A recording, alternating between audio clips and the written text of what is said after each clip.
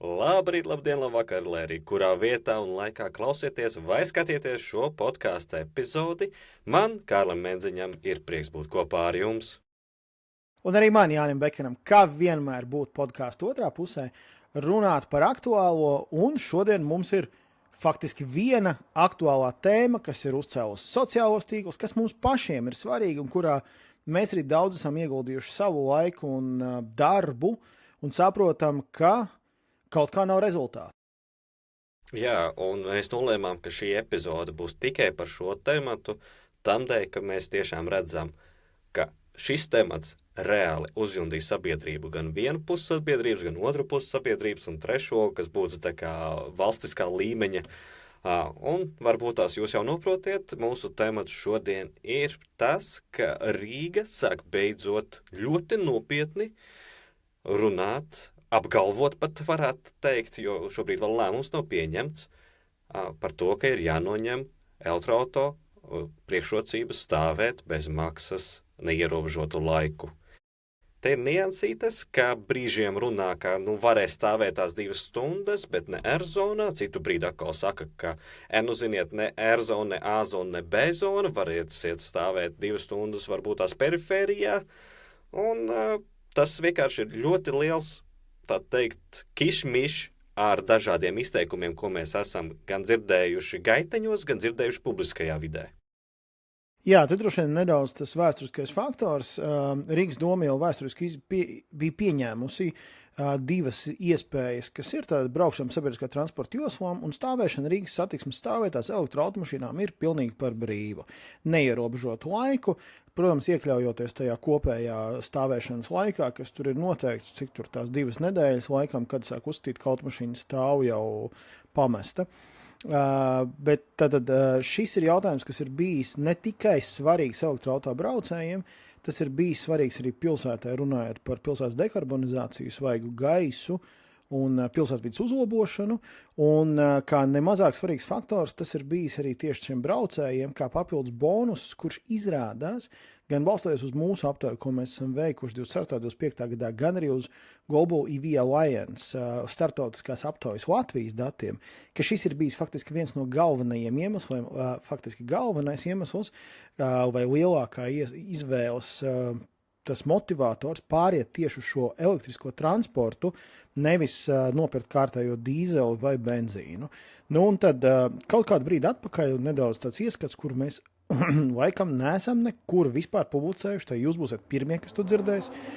Mums Latvijas elektroauto biedrību uzaicināja Rīgas doma uz konsultācijām par pārmaiņām stāvvietu noteikumos, jo jārisina viņuprāt ir stāvvietu pieejamība Rīgā, par visām zonām iet runa, un mēs bijām uz tādu tikšanos, uz konsultācijām Rīgas domē, uzklausījām viņu viedokli, sapratām, tas viedoklis ir mūsuprāt daudz par skarbu, un devām mūsu pretpiedāvājumu, tā kā priekš nākamās tikšanās reizes, kas bija otrā tikšanās, mūsu piedāvājums bija uz to, ko mēs uzstājam, un par šo mēs droši vien parunāsim arī pēc tam vairāk, šī pakāpeniskā pārēja, jo liela daļa elektroautomašīnas ir iegādāts līzingā, tipiskais mums nav patiesībā datu, cik īsti ir tie līzinga termiņi, bet tipiskais banku līzinga piedāvājums ir 5 gadi, jeb 60 mēneši, un veicot mazo aptauju, kas nav pārāk varbūt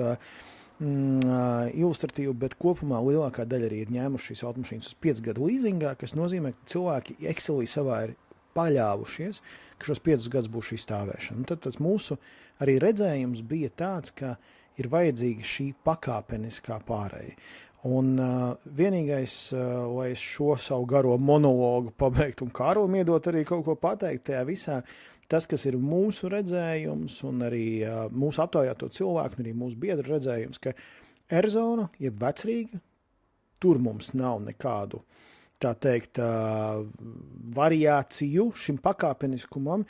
Tur mēs visi saprotam, ka nav runa par elektroautomašīnu samazināšanu vai kaut kādu izmaiņām, bet ir jāmazina kopējais stāvvietu skaits un jārisina problēma Vecrīgā kā tādā, ņemot vērā, kā ir Eiropas centrālajās pilsētās. Vecpilsētas vienmēr ir tikai un vienīgi gājēju zona.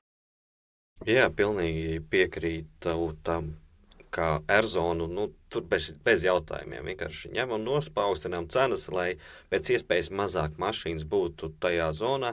Skaidrs, ka viņi nenoņems tūlīt un tagad, kā pilnīgu gājēju zonu neuztaisīs, jo lielai daļai gan Saeimas, gan Rīgas domas deputātiem tur ir darba vietas un, protams, kur gan ērtāk nopirkot mašīnu, ja ne pie durvīm. Un tad, attiecīgi, nebūs tā, ka Airzona būs tikai gājējiem vai piegādes transporta līdzekļiem. Te ir drīzāk tas jautājums bija par to, ka mēs gaidījām, ka vien brīdi tas notiksies, bet tas, ka tas notikās tagad un tūlīt, mēs rekur vasarā ņemam nost, mēs ar jums uztaisam ķeksīšu pēc sarunu, un kamēr jūs gatavojat atbildi, mēs ejam jau uz sēdi, iesnieguši savus priekšlikumus, un vispārīgi tāda attieksme man likās neētiska no viņu puses, ka, hei, mums šito vajag, un tad mums ir rekur ķeksīša, kas ir jāizpilda, un tad jūs būsiet šīs daļa no ķeksīša. Un tad mēs ejam un sagatavojam sabiedrību. Un tas bija tas, ko Kārlis ļoti labi pieminēja, ka kamēr mums starp to pirmo un otro tikšanos, kamēr mēs gatavojam savu pretpiedāvājumu, apsvarotu mūsu viedokļus, aptaujājot mūsu biedrus, saprotot, kas ir elektroauto vadītājiem aktuāli, kas nav, kādi ir šie laiki. Pa to laiku, tā Rīga jau ir maza, mēs jau dzirdam, un es katru dienu uzzināju, līdz kuram atkal ir aizgājis tas piedāvājums. Un tā kā mums bija otrā tikšanās, kur mēs bijām iesnieguši savu redzējumu, kurš bija tāds, ka Airzonu ņemam nost uzreiz, kā bezmaksas stāvvietu, bet pārskatām vispār stāvvietu skaitu un stāvvietu politiku Airzonā. Tālāk pārējās izmaiņas taisām tikai pēc 29. gadu, jo 27. un 28. gada vasarās, kā mums sanāk, 28. un 27. gada vasarās, ir ciet abi divi tilti.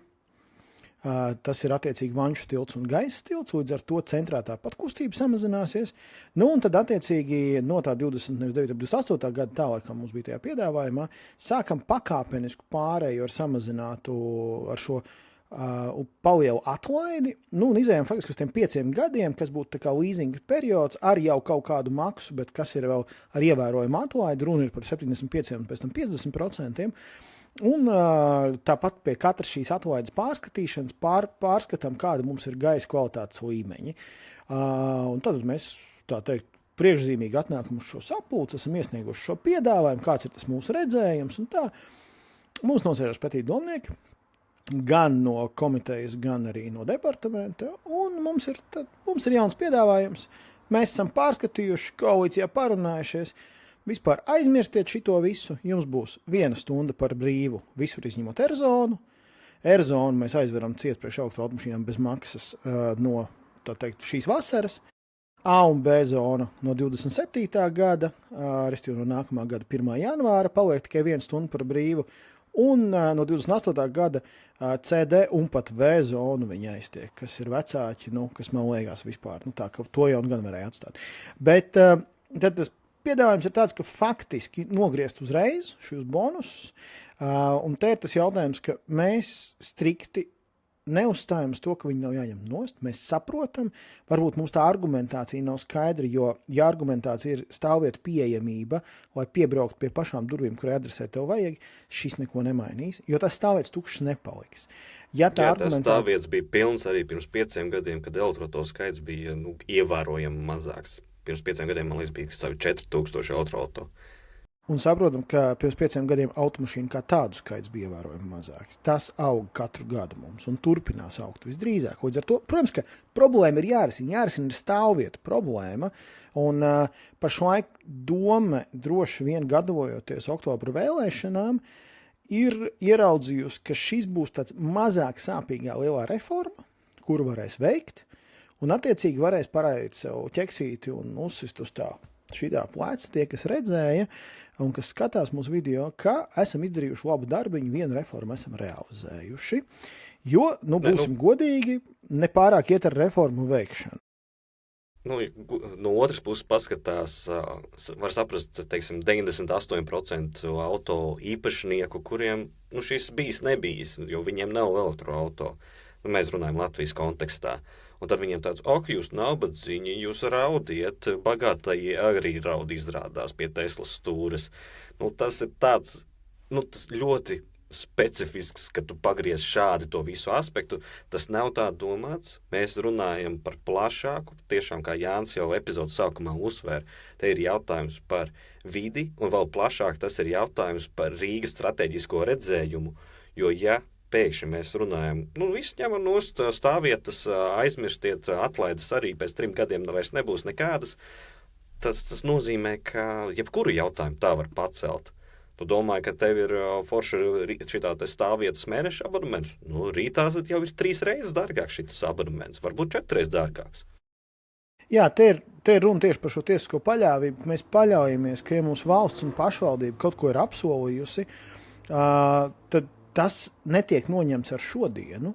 Un tādiem žēl mūsu valstī ir bijusi jau problēma. Man tiešām likās, ka līdz ar šo jauno politiku, kā es esmu saucis Rīgas domas izmaiņas un jauno spēkus, kas ir ienākuši, man likās, ka mēs esam aizgājuši prom no vecās politikas, ka mēs esam jaunajā politikā, kas ir prognozējama, kas ir ilgtspējīga un kas ir domājoša.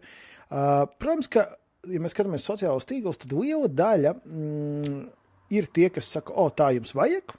Tā ir absolūti primitīva. Mēs viņu varam saukt dažādos vārdos, sajūta, bet tā jums vajag, jūs tur kaut kādu un šitādi esat, kuriem tur ir tās bezmaksas stāvvietas.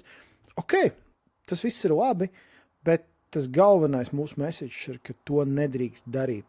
Nogriežam ar nāzi šodien, jo ir cilvēki, kas ir paļaujušies, kas ir izdarījuši šo soli pārkāpt uz elektroautomašīnu, tieši kā vienu no argumentiem izvēlēties šos bezmaksas stāvvietas. Protams, ka tie ir gan rīdzinieki, gan pierīgas iedzīvotāji, kas brauc uz Rīgu uz darbu.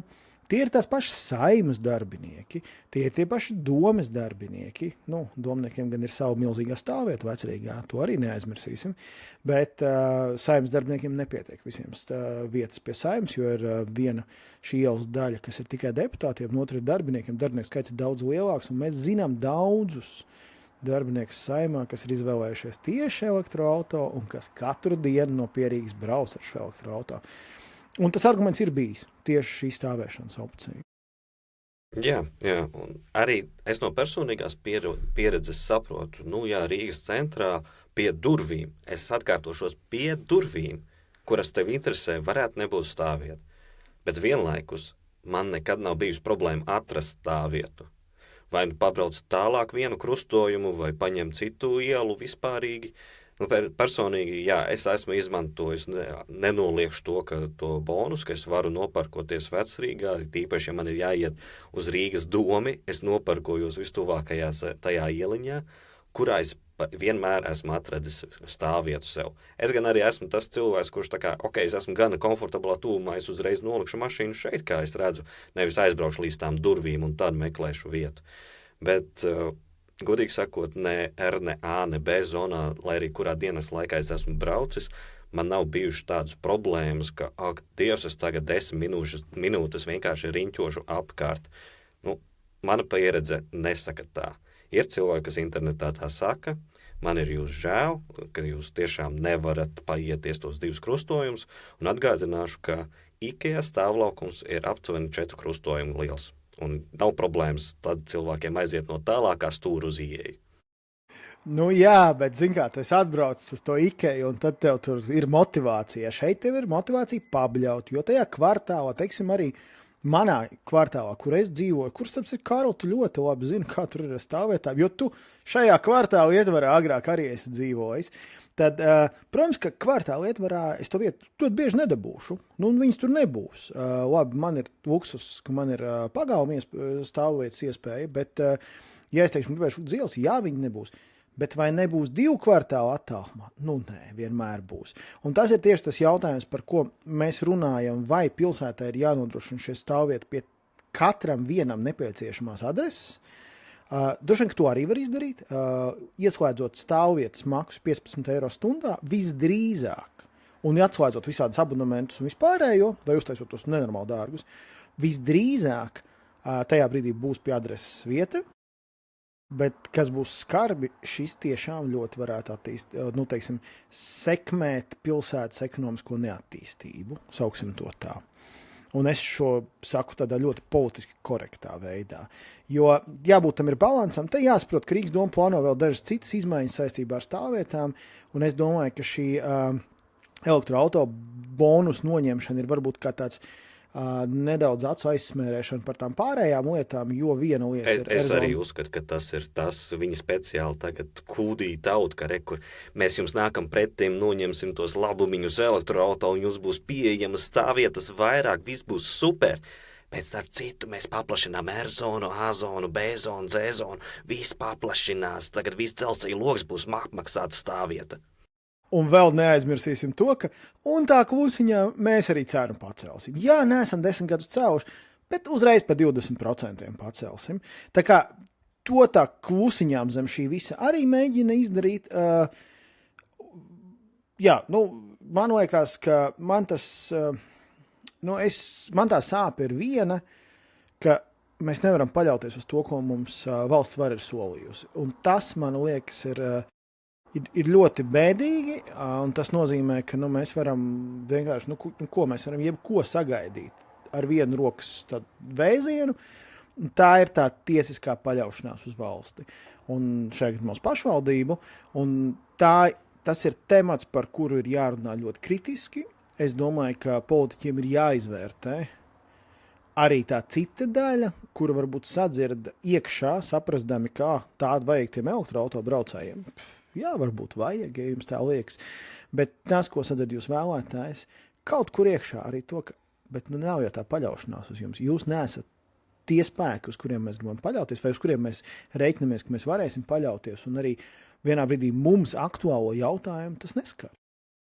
Jā, un mēs saprotam to ekonomisko pusi. Jā, ļoti saprotam tā kā rīcība, R un A zonā trešā daļa aptuveni stāv bez maksas.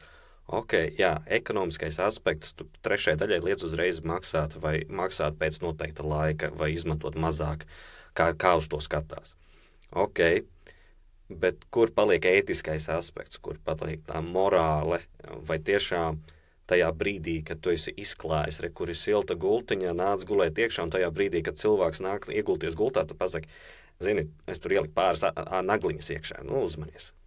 Cilvēks jau ir kustībā, Šobrīd tas vēl ir kontekstā, ka aprīlī, martā nāks iekšā jaunās subsīdijas. Attiecīgi cilvēki ir super sahaipojušies, vismaz tie, kas jau plānojuši uz jaunu elektroauto pāriešanu. Vēl neaizmirst, kā ar vienu faktoru degvielas cenas, kādas ir uzkāptas.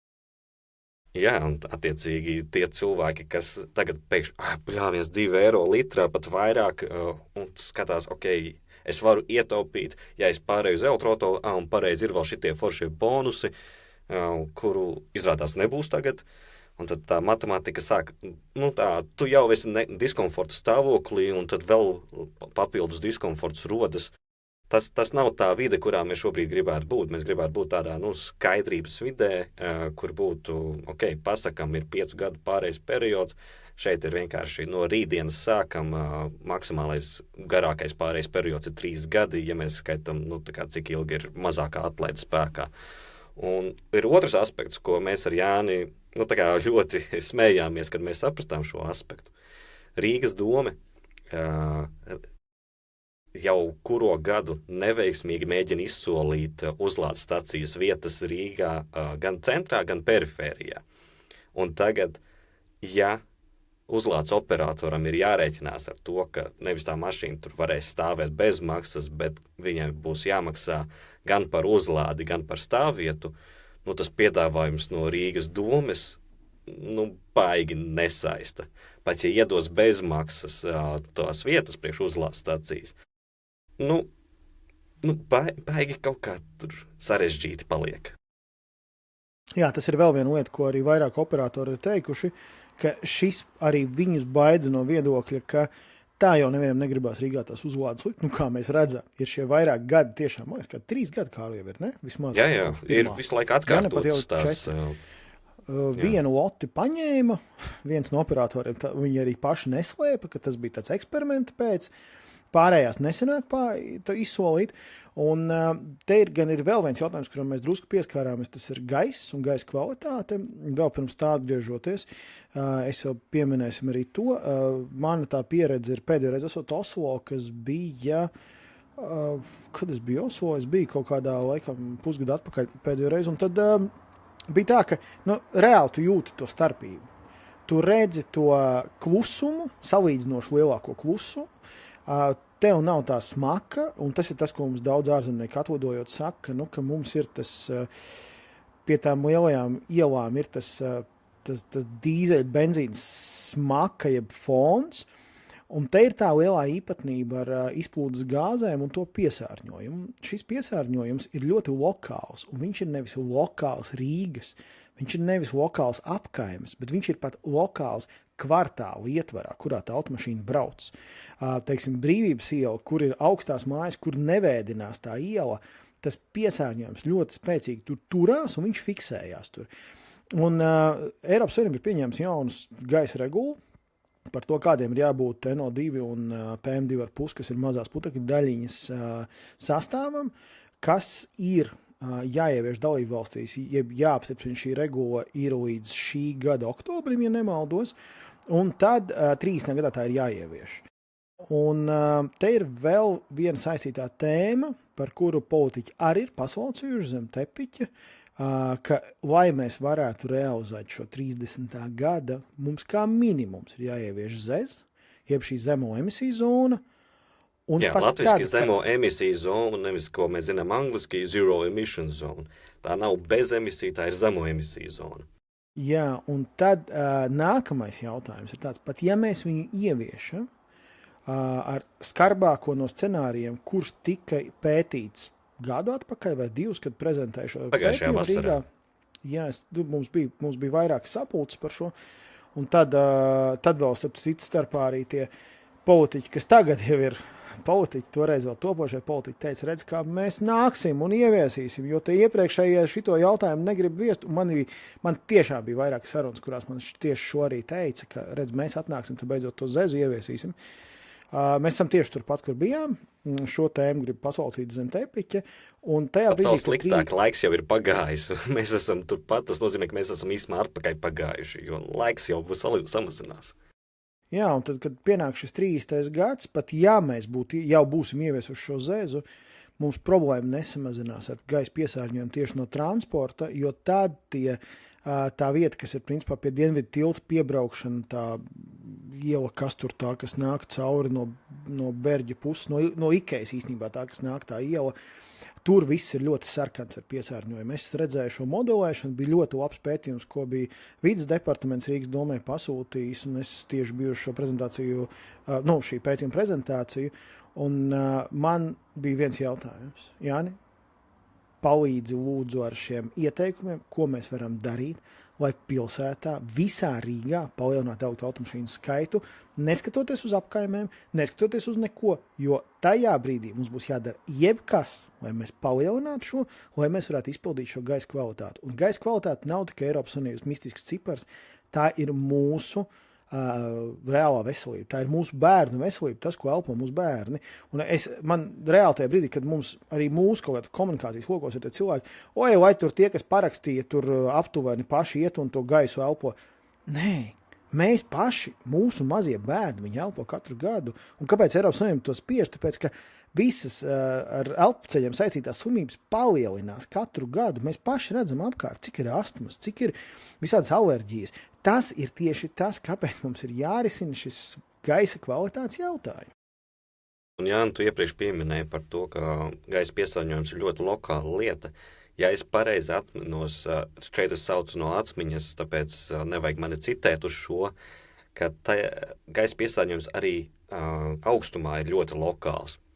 Tur, kur ir bērnu deguns un kur ir pieaugušā deguns, aptuveni metra starpība, atšķirība gaisa kvalitātē, salīdzinot nokšus un CO2, ir aptuveni reiz 10. Attiecīgi, vismazāk aizsargātā sabiedrības daļa elpo vissliktāko gaisu. Jā, diemžēl to arī es kaut kur esmu lasījis, un tas arī ir acīm redzams. Diemžēl mēs redzam, kur ir izpūtēji, un tad, kā iedomājies, tavu meitu, manu meitu. Diemžēl viņas elpo visvairāk šo visu. Un par to, ka man ir vis tādas skarbākā sajūta, domājot par mūsu politiķiem, jums arī ir bērni.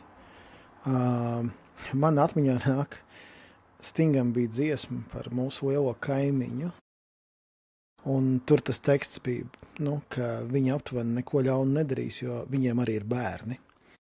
Un tas ir tas, par ko man gribās katram likt aizdomāties, lai cik tas ne filozofiski un skarbi varbūt skanētu, bet tā tiešām ir tā lieta, par ko mums ir jādomā. Mums jādomā par to, ko mēs atstājam aiz sevis, un man liekas tā mazā lieta, varbūt arī kāpēc es esmu iesaistījies daudz aktīvāk, un varbūt arī kāpēc mans viens no motivatoriem bija, ka es piedalījos elektroautobiedrības dibināšanā un piedalījos šajā visā politikas veidošanā vai piesaistoties šīs politikas veidošanā, ir tieši tas, ka domājot, ko tu esi sevis atstāji, un ka tu gribi atstāt to vidi, kurā tu esi, maz drusciņu labāku.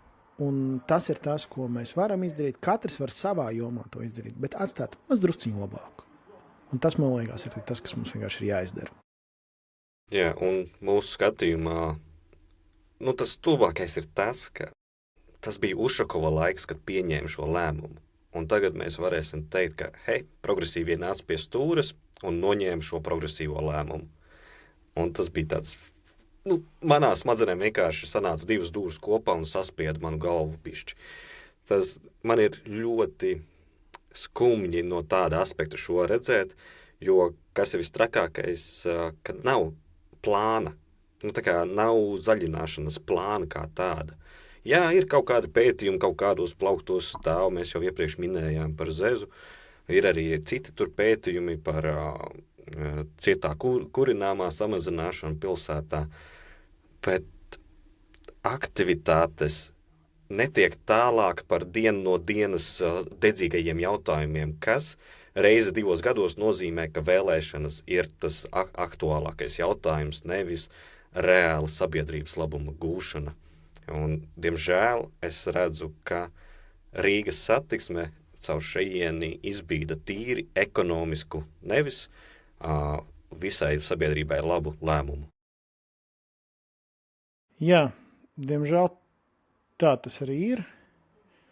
Un droši vien, ka mēs par šo tēmu būsim gan daudz izrunājuši. Tas, kas man būtu aicinājums visiem, kas mūs klausoties, šī nebija tāda pozitīvā tēma, vai ne? Tā, ka es domāju, epizode šī bija tāda ļoti negatīva, jo tāda ir sajūta par šo laiku ar šo visu. Es aicinātu visus iesaistīties sociālos tīklos diskusijā par šo. Es aicinātu visus piedalīties un izteikt savu viedokli. Arī, ja jums ir absolūti pretējs mums, un ja jūs sakat, ka vajag ar šodienu nogriezt tās elektroauto priekšrocības, tā kā ar šodienu, jau ar vakardienu vajadzēja nogriezt, man tieši viena rakstīja, ka vispār vajadzēja jau 2 gadus atpakaļ nogriezt. Un, jā, iespējams, bet pakāpeniski. Runa ir tikai par to iesaistīties sociālajos tīklos, pievienojieties mums mūsu saziņas kanālos, tie ir visi sociālai tīkli, tā ir WhatsApp grupa, tas ir Discords, aiziet uz uzlādēts LV, no datora labajā pusē, no telefona lejā pievienojieties mūsu Discordam, tas ir lielākais un labākais saziņas kanāls. Sekojiet mums, kur iespējams, un mēs ik mēnesi organizējam klātienes tikšanos, kurā mēs diezgan daudz runājam arī par tieši aktuālajām tēmām, droši vien par stāvvietām izteikti daudz šoreiz runāsim. Tas šoreiz būs 2. aprīlī, tā vienmēr ir mēneša 1. ceturtdiena. Šoreiz mēs tiksimies centrā, Tērbats ielas ezītī miglā. Kamēr vēl ir bezmaksas stāvvietas. Noliksim mašīnas turpat blakus, un mums būs prieks visus redzēt arī klātienē. Un pateikt paldies tiem, kas noklausties, pateikt paldies tiem, kas ieliekat laiku mūsu podkāstam, pateikt paldies tiem, kas ieliekat vairāk zvaigznītes mūsu podkāstam. Jā, komentārs, jebkurš ir labs, tas palīdz algoritmam, iepriekšējā epizoda uzsprāga pateicoties jums. Ko vēl es varu pateikt, angliski šo epizodi nosauktu par rant, latviski laikam tuvākais ir izlādēšanās.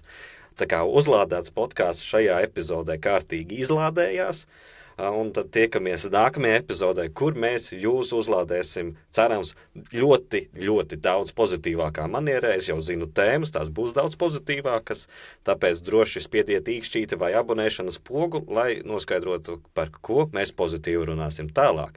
Tāpēc cepumi jums, ka noklausījāties tik tālu, un tiekamies uzlādēs. Paldies! Yeah! Uzlādēts rullē, hei.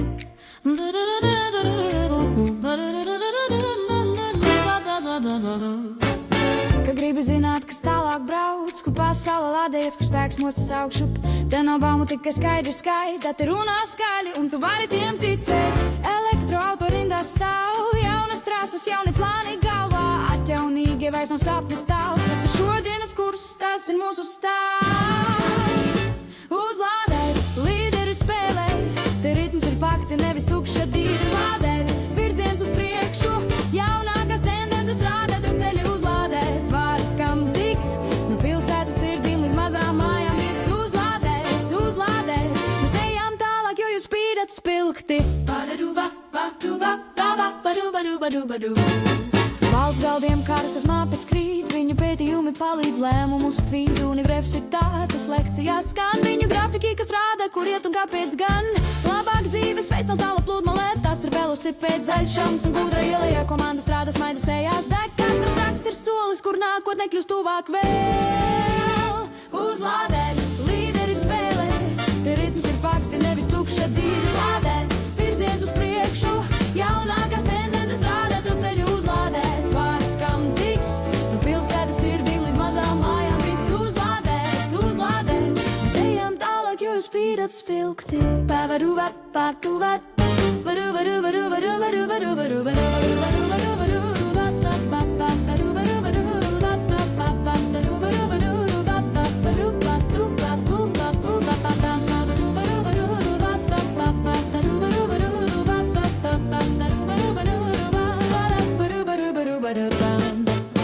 komanda dai, katrs ir spēks, viņi paceļies kā gaismu virs galām, un tu redzi, tas strādā, tas strādā. Uzlādēts, līderis spēlē, te rīts ir fakti, te ir droša bilde. Uzlādēts, virziens uz priekšu, elektro pasaulē atver tev ceļu uzlādēts, vārds kam tiks, no valsts zālēm līdz auditorijām, viss uzlādēts, uzlādēts, mēs ejam tālāk, jo jūs spīdat spilgti. Hey!